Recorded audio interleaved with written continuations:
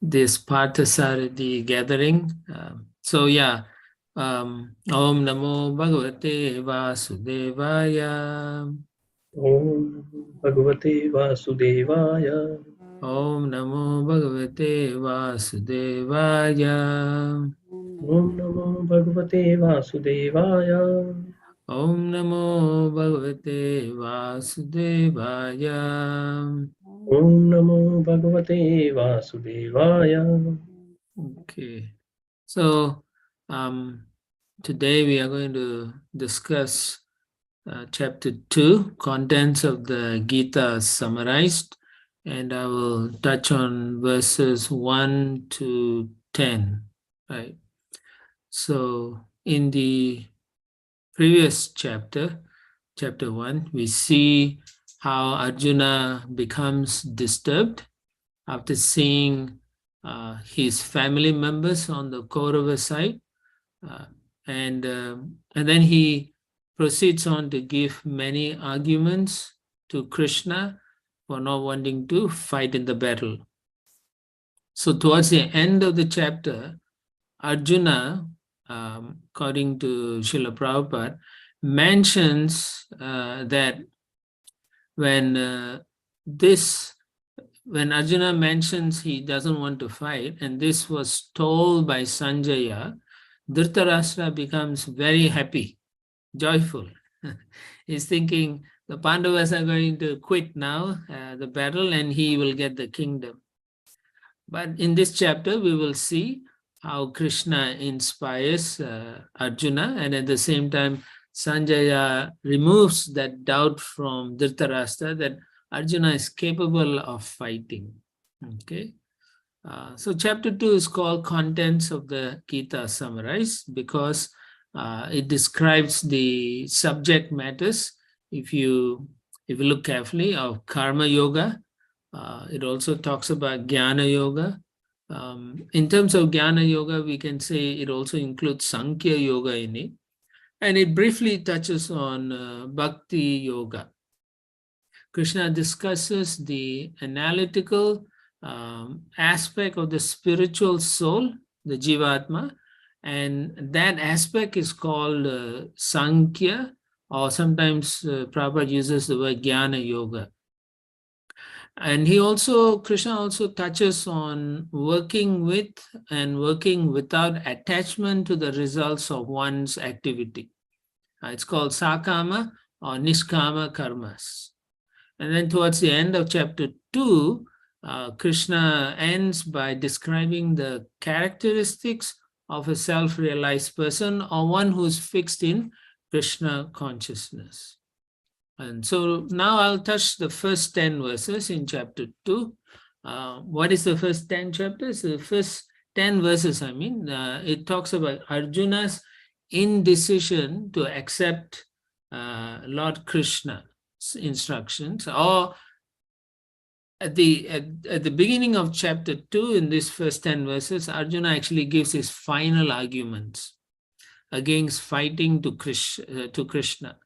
And then he also shows Krishna, or rather the chapter shows that Krishna chastises Arjuna, and then Arjuna, then he surrenders to Krishna. Do we chant the verses, Prabhu? You can go ahead and chant the verses if you like. Otherwise, okay, read the translation and with the explanation. Okay, then that's good. Maybe we don't need to read the all purports, but maybe. No need to read. Yeah. Okay, Prabhuji. Okay, so yeah. Translation, first verse 1. Sanjaya said, seeing Arjuna full of compassion, his mind depressed, his eyes full of tears, Madhusudana, Krishna spoke the following words. So here Sanjaya is explaining how Krishna sees Arjuna's display of compassion, but he could also see that Arjuna's display of compassion was based on bodily consciousness. So Prabhupada explains in the purport, bodily consciousness here refers to family, one's own body, etc. So Srila Prabhupada explains how Krishna did not approve of such display of compassion. he says that compassion for the eternal soul is actually self-realization. And previously also, Arjuna addresses Krishna as Madhusudana. Here Sanjaya also uses the word Madhusudana. So the acharyas explain that the word Madhusudana is used because Krishna can kill the demon of misunderstanding. In this case, this misunderstanding has overtaken Arjuna's understanding, consciousness, and therefore he could not discharge his duties properly. So we go to verses 2 and then 3. This is the first time actually the Lord is speaking. Previously, Sanjaya explains the Lord said some things when he brings the chariot to the middle in chapter 1. Where the Lord said, behold, Arjuna, the armies. But there, Krishna is not directly speaking. But here, in verse 2, Krishna is directly speaking. The Supreme Personality of Godhead said, my dear Arjuna, how have these impurities come upon you? They are not at all befitting a man who knows the value of life. They lead not to higher planets, but to infamy. Now here the Lord is addressed as Bhagavan. So Bhagavan has a special quality, and Prabhupada wants to make us understand. The Bhagavan means he includes all aspects of the Supreme Personality of God here. That means he includes Brahman, he includes Paramatma, and he is Bhagavan himself as a personality of God here. And it's a very interesting purport, and it's a very good purport for understanding the position of Bhagavan, because these three divine aspects are easily, Prabhupada uses the sun as the example. The sunlight, and then the sun surface, and finally the sun planet itself.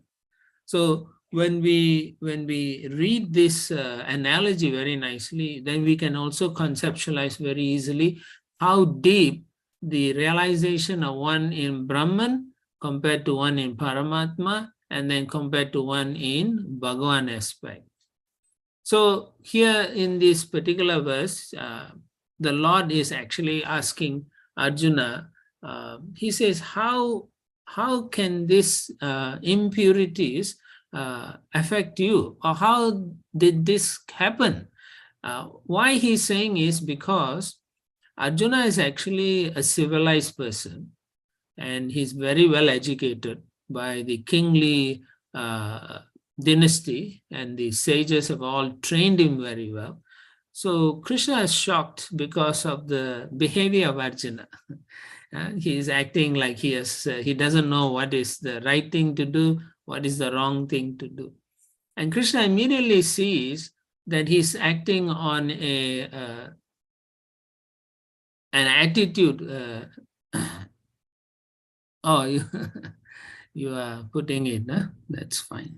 Prabhuji, is it not required? I can stop the sharing, whatever. That's fine. As I speak, you can show it. Right?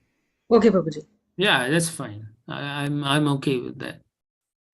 So yeah, so Krishna is very amazed that that Arjuna is showing this impurities, kasmalam. So he's wondering how can you have this thing, because you are supposed to be Arya.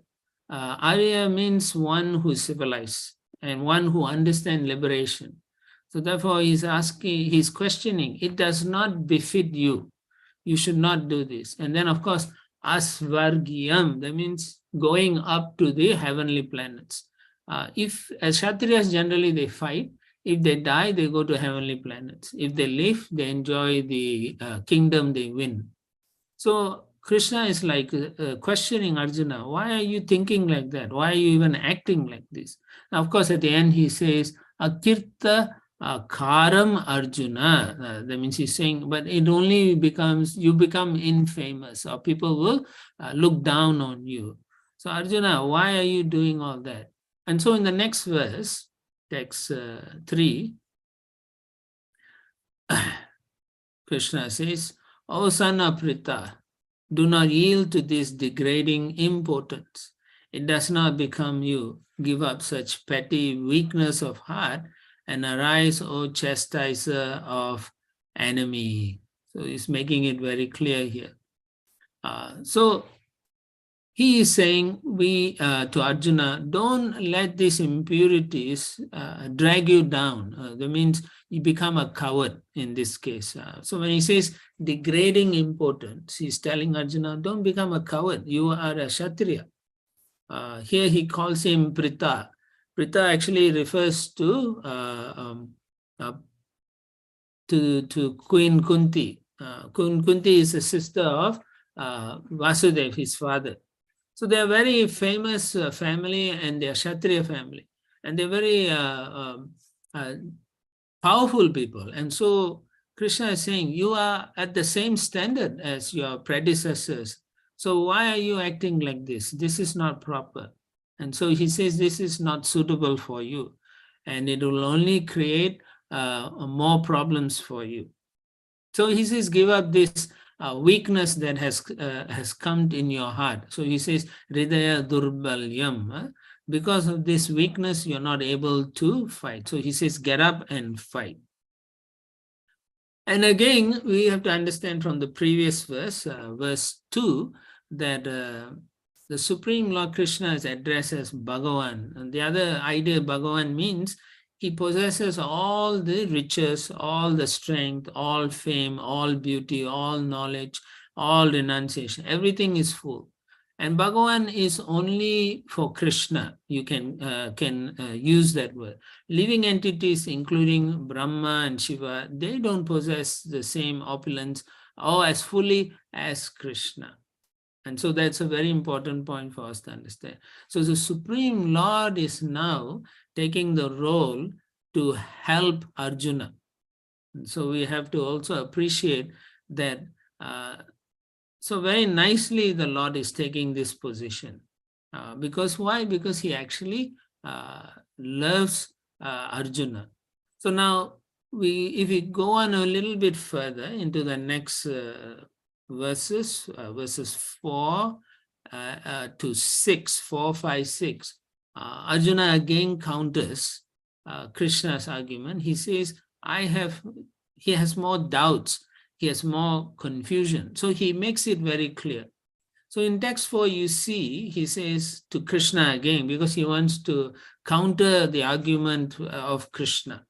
He said, and how does he counter? He says, Arjuna said, O killer of enemies, O killer of Madhu, how can I counteract with arrows in battle men like Bhishma and Drona, who are worthy of my worship? So he is asking Krishna, these are my superiors. These are, I respect them so much. Bhishma is like my grandfather. Drona is my teacher. Then he says, how can I kill them? Just like Krishna, you will not kill your grandfather, Ugrasena. You will not kill your teacher, Sandipani Muni. So how are you expecting me to kill my superiors? The idea behind this mood is Arjuna is now countering with the argument of etiquette. He says superiors are to be respected. When we grow up, our family members also, I remember when we are young, we are told you cannot argue with the elders, even if they are wrong, even if they say something harsh, we are told you cannot argue with them. So they are meant to be respected. So Arjuna is also using the same argument. He's saying they are to be respected. Not even verbal argument should be offered, even if they are very harsh. So that is the etiquette. So therefore, he continues this discussion in text 5. He says, it would be better to live in this world by begging than to live at the cost of the lives of great souls who are my teachers. Even though desiring worldly gain, they are superiors. If they are killed, everything we enjoy will be tainted with blood. So now his argument is, it's better to be killed than to be killed than to kill such superiors. I want to go and back, because why? If I kill them, my hands will be blood or bloody. So I do not want to kill them. What is the point in killing them? And then I have the kingdom, but then I have killed my gurus. So how can I enjoy them? How can I enjoy my the wealth or the kingdom? So he says, even if Drona and Bhishma have become unqualified and have lost their respectability, why? Because they are siding with Duryodhana. Still, I see them as my gurus. I see them as my superiors. Therefore, I do not want to kill them. So this is his argument again. He says, I do not want to kill them. And he continues on to text 6, where he says, nor do we know which is better, conquering them or being conquered by them. If we kill the sons of Dhritarashtra, we should not care to live. Yet they are now standing before us on the battlefield. So in this verse, you can see actually Arjuna, he's saying he does not know which is better. He's very confused here. He's become very bewildered, but what to do? So he's thinking, should I follow my duty and fight? And then so much violence of killing all my relatives? And then he's thinking, should I not fight? Should I then just go begging? Is that okay? And then he's thinking, but what is the use of victory also? I am not sure. And Prabhupada says there's no certainty of victory. So he's thinking, why even fight if I don't know if I'll win or not? And then finally he argues, even if I win, it is also a defeat for me. That's what he's saying. I am not going to be happy if all the sons, my cousins, are going to also die. I don't want to have a kingdom if I cannot enjoy with my own cousins. Now you can see he's also very compassionate in this sense. So Arjuna is confused, you can see here. He's already giving his final argument. So text 7, he declares boldly to Arjuna, Krishna, now I'm confused about my duty and have lost all composure because of miserly weakness. In this condition, I'm asking you to tell me for certain what is best for me.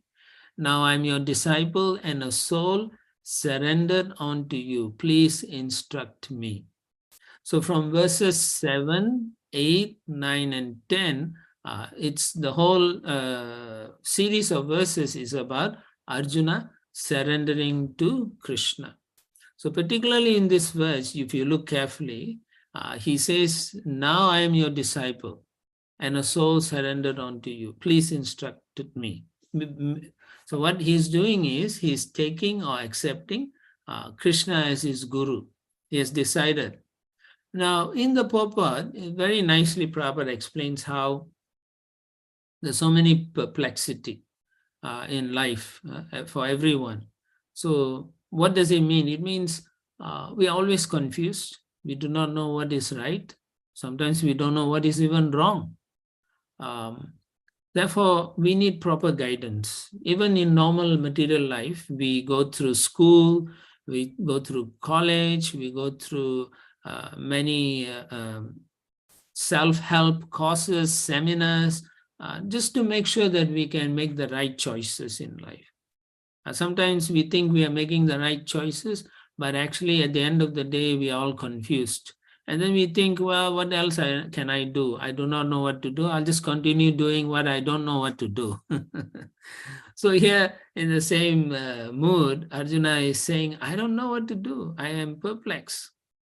Of course, the whole idea behind this is Krishna is put into this perplexity by Krishna, but at the same time, Krishna is showing us, even though Arjuna is perplexed, he knows what to do. And what is it that he knows? He knows how to surrender to someone who's qualified to help him. And he turns to Krishna and he says, Krishna, now I'm your disciple. So he's accepting Krishna as his guru so that he can approach life's perplexity. In this case, in the war, he's not sure what to do, too many contingencies he's seeing, or confusion he's seeing. So he wants to become free from such material perplexities of life. And such things cannot go away simply by we wishing for it to go away. No, it has to be understood. How do I approach life? Why should I approach life in this way? Why cannot approach it in another way? There's so many different pathways in our own daily circumstances we see, but which is the best path to take? And so sometimes, like Prabhupada also says, like, I'm not sure how many of you have been in the forest or jungle. I've been in the jungle also, and it is very confusing in the jungle. Even with a compass, you can get lost. Because everywhere you turn around, the trees, the grass, everything, it is dark also. There's no sun because the jungle is covered in and so you do not know where to go. So when we were going through jungle exercises, they would give us a walkie-talkie. It's kind of like a radio with a shortwave band. And so when you're lost, you can turn on the signal and you can talk to the person, and they can tell you, okay, you walk north, south, west, like that, until you come across a certain thing, and then you get out of the jungle. So life is like that. Material life is like that. Unless we have proper guides, we will make bad choices. So moving on to the next verse, of course, if you do not make the right choices and waste our time, Prabhupada says we are becoming like kripanas, or we waste our time spending our affection for family, society, and country. And more often than not, we think this is the goal of life.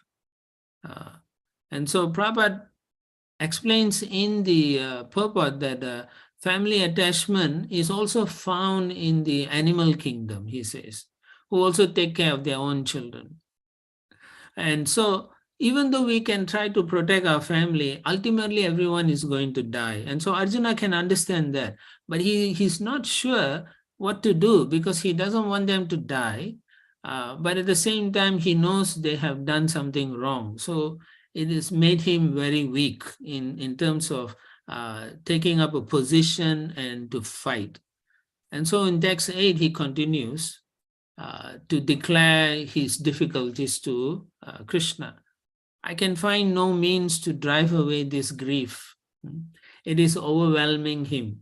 It's making him very difficult to make proper choices, which is driving up my senses. My senses, I cannot think also. I will not be able to dispel it even if I win a prosperous, unrivaled kingdom on earth with sovereignty like the demigods in the heaven. So it is so difficult for him to understand, and he wants to solve this problem.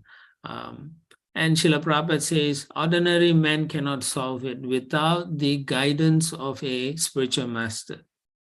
And in this case, we find Arjuna, even though he gave so many arguments, right? In the first chapter, he said, I cannot fight because I have so much compassion for my enemies as well as my own soldiers.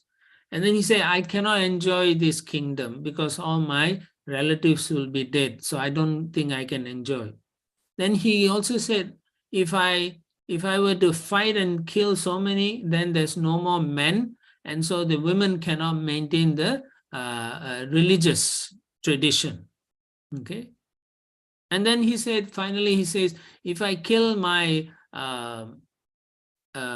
grandfather and if I kill my teacher, he says that is sinful. And finally, now here he's declaring, actually, I don't know what to do, indecision. So he gives 5 arguments to Sri Krishna, explaining why he does not want to fight. So you can see, all of us, that when we go through life, whenever we are faced with difficult situation, we always look for a argument to say why we didn't do the right thing. People will sometimes ask us, in your life, why did you make this choice? And we will give some silly answer. But here you can see Arjuna, even though he gave 5 reasons for not fighting, and remember the 5 reasons are very good arguments, but he himself knows they are not the best. So therefore, you can see, to solve this difficult situation, he turns to a spiritual master. Because in material world, to make right choices, you must be spiritually stable in your practices. If you are not spiritually stable, then you must be in material consciousness. And if you are in material consciousness, then you are always fearful. This is very clearly explained in the Bhagavad Gita. If you read the first chapter of Bhagavad Gita, Prabhupada explains how most of the fear in our life is because we are attached to material things. So here you see Arjuna is so fearful. He's thinking, I'm going to lose this. I'm going to lose my family. I'm going to lose my brothers. I'm going to lose my grandfather, my teacher. And then he's very fearful. Oh, I may not have anything, no kingdom, nothing. Maybe I can live with it. But still, the fear has overwhelmed him and he's so perplexed. And so therefore, perplexities in life must be brought to the Guru. Why? Then we can understand how to solve them. Then we can understand what the solution is. Prabhupada makes it very clearly that we can go to college, we can go to universities, we can do many research work, but all those knowledge that we gather, the high position that we may be in, cannot solve the problems of life. It's very important to appreciate this. Only a spiritual master can help us get out of such problems in life, because the spiritual master is not thinking for a selfish reason. The goal of most spiritual masters is to help the individual to go back to the spiritual world. Most people are trying to solve their life problems of how to live in this material situation. Material situation is always temporary, and later on Krishna also says, Dukhalayam Ashashvatam. We never can be happy in this place. This is full of dukkha. It is meant to be miserable. It is by design. Krishna has designed this to create miseries for us so that we can appreciate that being spiritual in nature, this is not our original position. And so therefore, the conclusion is that we should approach a spiritual master to help us understand our connection with Krishna, right? Because another point all of you should understand is Bhagavad Gita has 5 major topics. It talks about Krishna, Ishvara, and then talks about the Jivatmas, talks about Prakriti, then talks about Karma, and then Kala. Kala. Yes, Kala. So these are 5 things that Krishna talks about. So all of these are addressed in Bhagavad Gita very nicely. Sometimes it is highlighted in some chapters, sometimes it's deeply discussed in other chapters. So in this way, when we understand these 5 topics properly, we can then understand our relationship with Krishna, our relationship with the material energy also. And then we can see how we are superior in nature to the material energy, and therefore we are not meant to be living in this situation. So Bhagavad Gita, if you study properly, then you will understand this material world is not my place.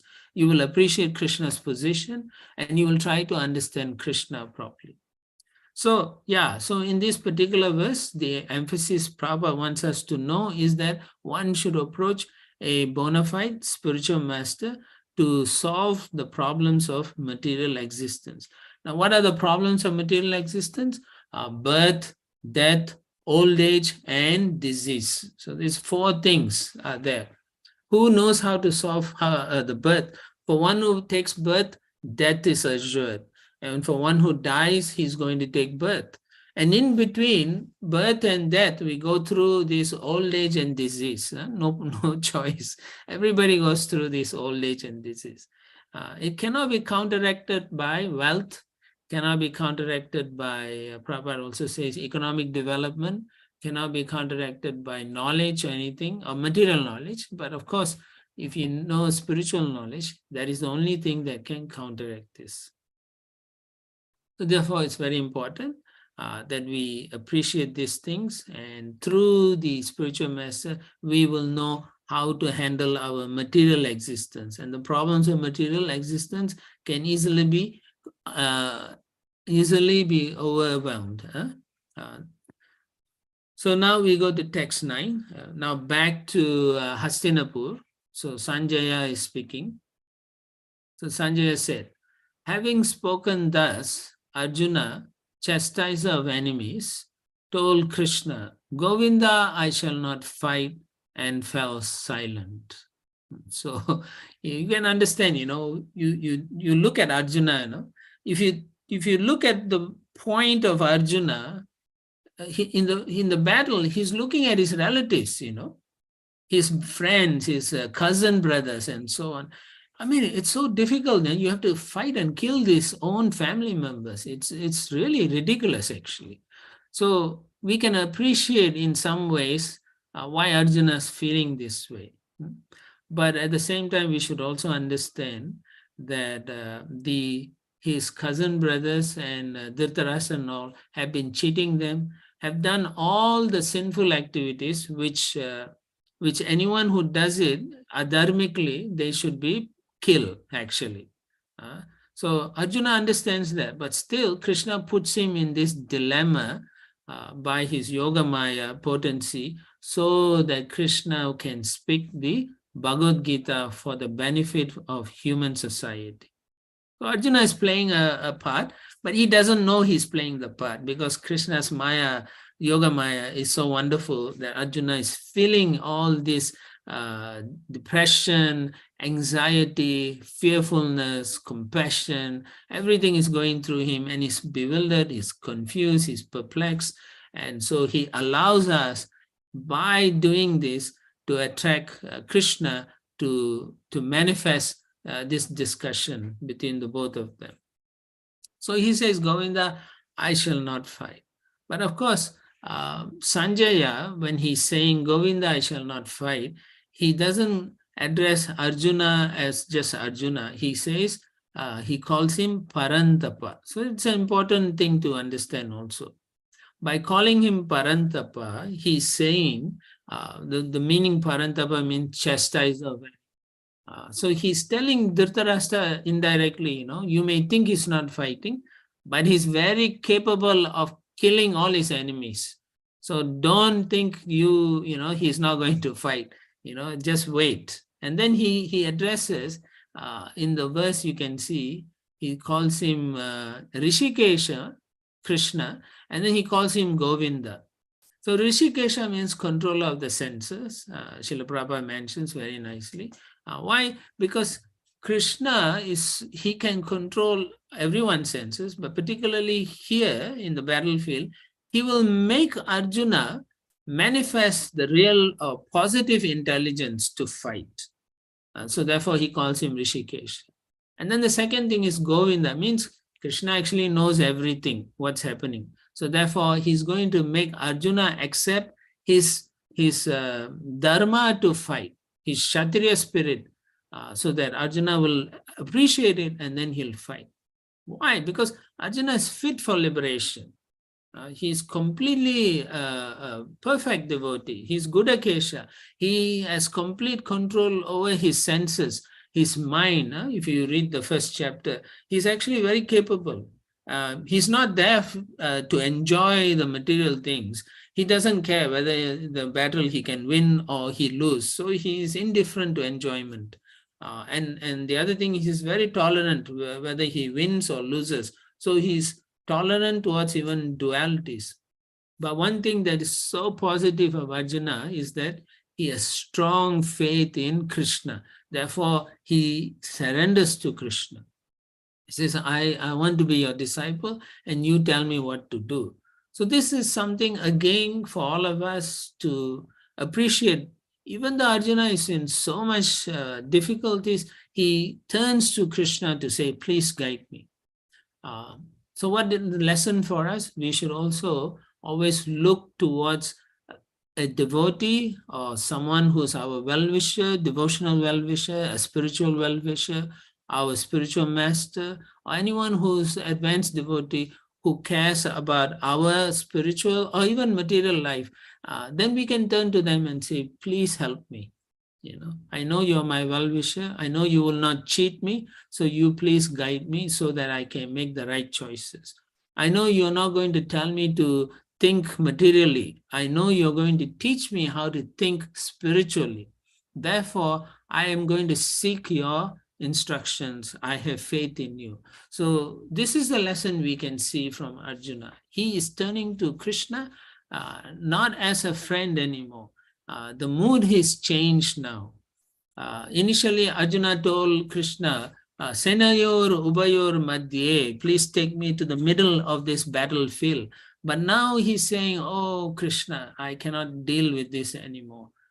So I am becoming your disciple. I want to be your disciple. Why? Because I know you are my well-wisher. I know you will give me the right things. I know you will chastise me and make me do the right thing.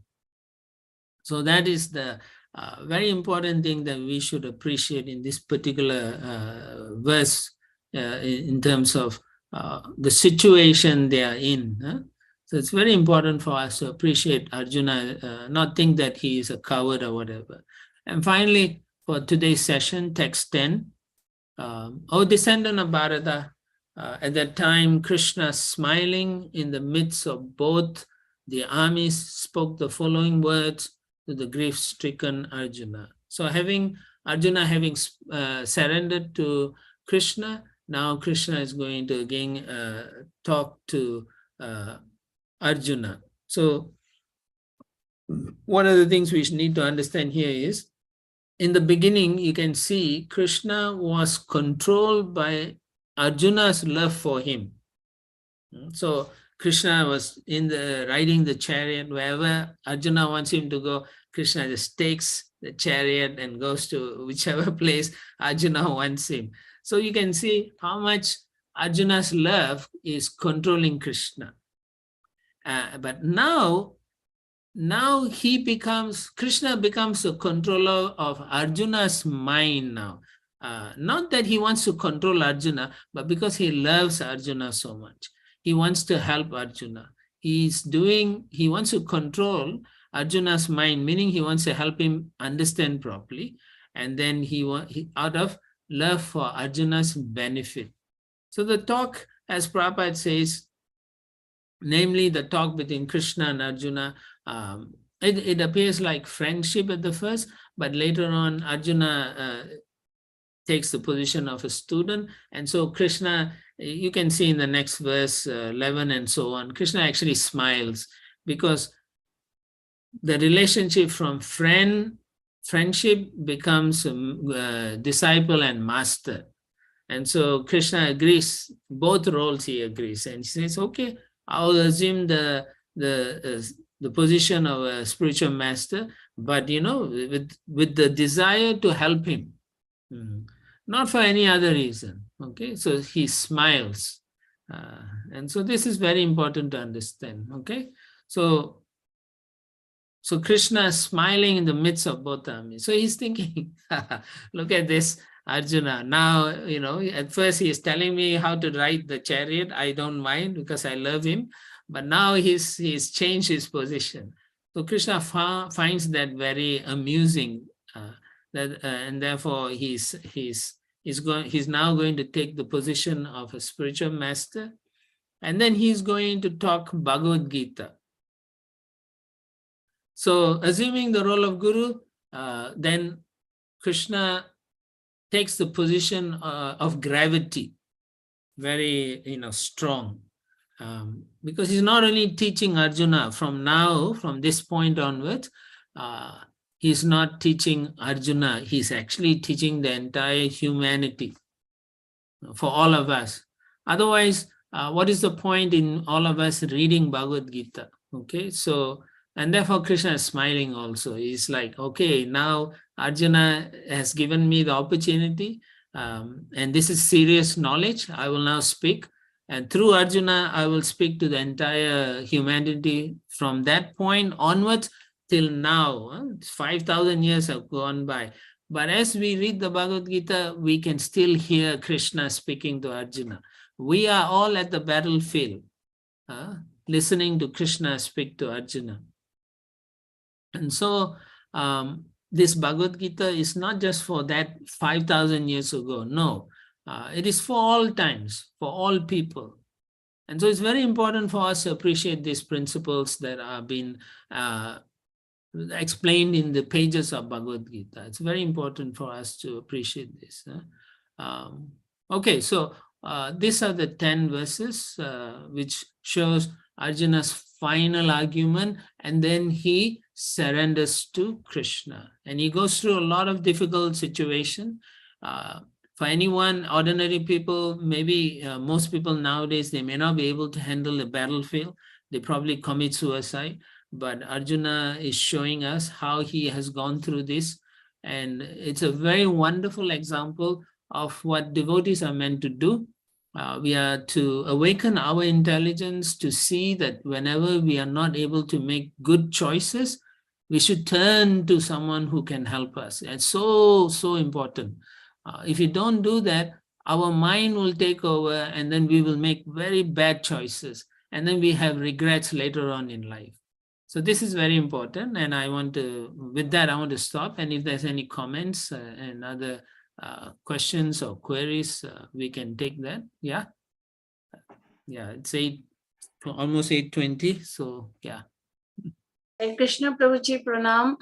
Prabhuji, the fight, Kurukshetra fighting was take place 18 days, right? Yes. So and then when Krishna spoke to Arjuna, it took time, right? 18 chapter. So how and the time managed the time, you know, how he Okay, it is said, you should understand, Arjuna is very intelligent person. He's not like you and I. For everything, every sloka, we have to look up a dictionary and so on to understand.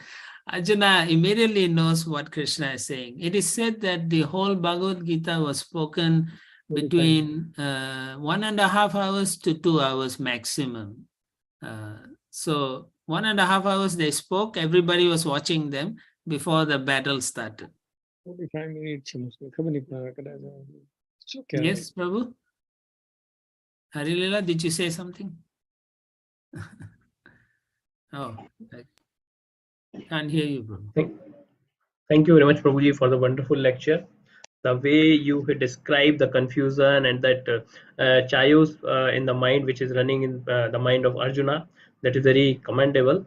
And especially when you are in a place where we are not able to take the right choices or right decisions, you always reach out to your senior devotees or your spiritual master. That is very good point you brought up here, and it is very nice lecture. I think we all understood that. We all read Bhagavad Gita earlier also, but every time when we read it or when we listen it, especially in front of like devotees like you, it is very it is eye opener every time when we are listening to this one. Means I also like read a couple of times that means at least one time that a couple of chapters. But yeah, whenever I heard from the devotees like you, it is really a very eye opener that how we will milking how we will, or how we will you can say that milk that spiritual things to the material life, and how you can digest in your daily life. That is a very much like lesson learned for all of us. So thank you very much, Prabhuji. Harila Prabhuji, would you like to say something? Hare Krishna, Prabhuji. Thank you so much for giving us very brief and precise information on these 10 verses. Very nice understanding that you have gave. Just wanted to say one thing about that in this group of verses, especially text 7, where Arjuna is submitting to Lord Krishna, surrendering to it. So for audience benefit, if you can explain us a little bit in detail about need of surrendering to Guru, as well as the process of surrendering. Just a brief explanation, if you can give, we would appreciate that, Prabhuji. Yeah, sure. No problem. The whole understanding that most of you probably have already are practicing, I guess. So one of the principles that we see even in the, if you look at the 11th canto, where Krishna speaks to Uddhava, he says, Tasmat Gurum Prapadyate Jignasa Shreya Uttamam Sabde Parecha Nishnatam Brahmani Upasamashrayam.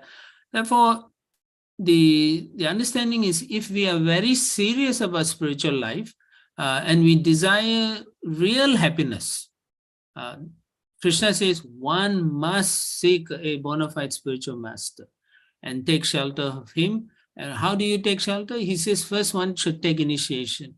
And then the qualification of the bona fide spiritual master or guru is that he has realized the conclusions of the scriptures by deliberation. That means he has thought about it, he has practiced it, and he knows this works. And then he's able to give this understanding to other people so that they also know, yes, now I can use this.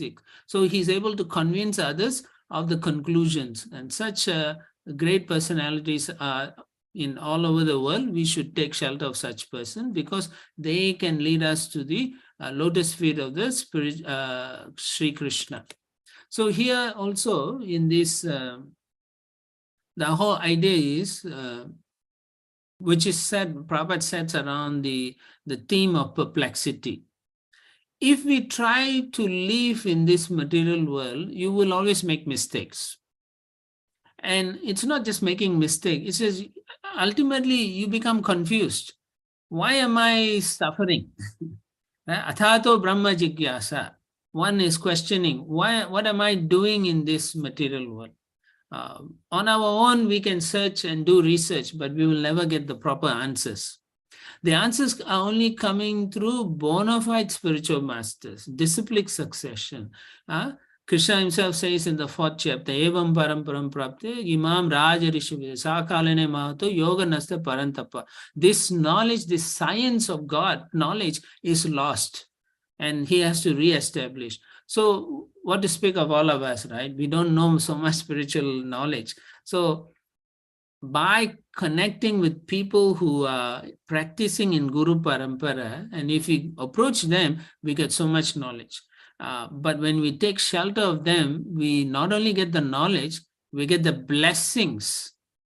What is this blessing? That Lord Krishna personally will come give us the mercy. Krishna's mercy is causeless, means you cannot demand Krishna. It's up to him to give. Now, how is this causeless mercy we can attain? The only way is through the Guru Parampara. You do service to the Guru Parampara, you please the Guru, and Krishna becomes so pleased and he can bless us with that understanding, with the mercy to go back to God here. And therefore, when we understand that very clearly, then we can look for a spiritual master. We will not go and looking for spiritual master otherwise, because we think that's, that's a fashion, most people think. You will see it as from the next verse on, verse 11, Krishna's main emphasis to Arjuna is to make it very clear that we are not the body. When people are attached to the body, they cannot accept spiritual understanding. Very difficult. So for all of us also, when we approach new people, we have to be able to explain to them the difference between the Atma and the Sarira, the body, the material body. One is spiritual, eternal. The other one is temporary and material. When we can make it very clear, then it becomes easy. If I'm spiritual, what is my goal? If I'm material, I know what my goals are. Work hard like a donkey and then get some money or something. But when we understand the spiritual reality, then our goals change. Our focus in life changes also. So that becomes the main focus, and that will allow us to approach a spiritual master who is in the disciplic succession. Okay. Is that okay?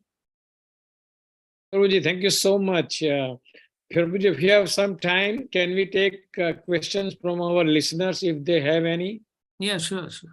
Okay. So Mataji, I will request, please take the questions from the devotees if they have, or any comments or any realization, any comment.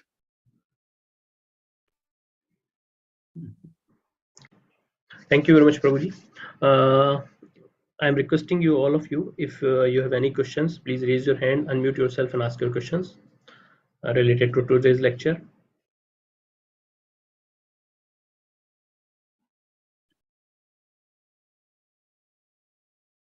I think, Prabhuji, it is very well explained by you. So none of the devotees has any questions. I'm repeating one more time. If anybody has any questions, please raise your hand. Do not hesitate and ask your questions. That's okay. Either they understood or I confused them. Yeah. No, Prabhuji. I think first option is better. Yeah, Prabhuji. So if you give us permission, we can wind up the call. Okay. So thank you very much, Prabhuji. Thank you very much for accepting and coming to the Parsati Foundation. Thank you very much. Harila Prabhuji, you want to say something, or shall we wind up? Yes, Prabhuji, we shall wind up with the prayer. Prayer, yeah. Vanchakalpatarubhyascha Vaishnavyo namo namah. His Grace Radha Krishna Prabhuji Prabhu ki ki jai. Prabhupada ki jai. Jai. Gaur Bhakta Vrinda ki Ki jai. jai. Hari Hari Hari Bol. Hare Hari Bol.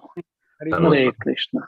Hare Bol. Thank you so much for allowing me to have association of all of you and to share something that I've read just like all of you.